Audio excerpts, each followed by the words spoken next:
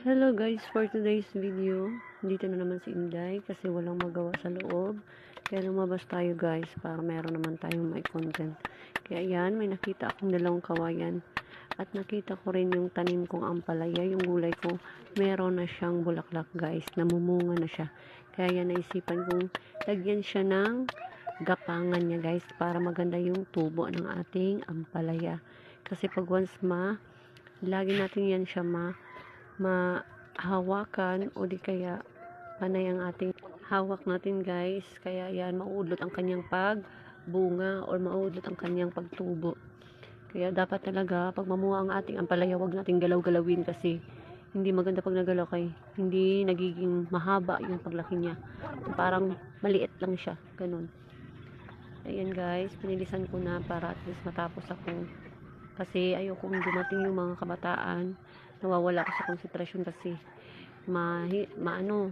magulo pag may mga bata.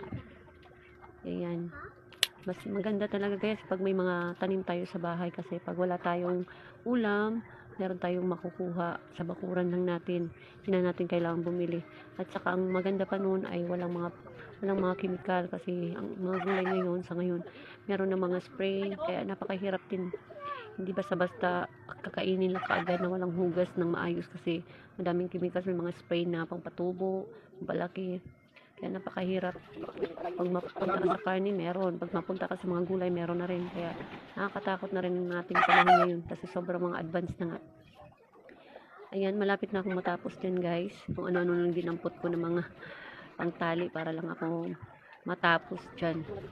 Ayan nga guys, natapos na din si Inday. Kaya yan, na gusto ko, ayan no, yung mga bulaklak, meron na siya. Kada bulaklak, meron yan siya bunga. Mga 4 siguro yun o 5 nakita. Ayan, inaayos ko lang para magandang kanyang kapit.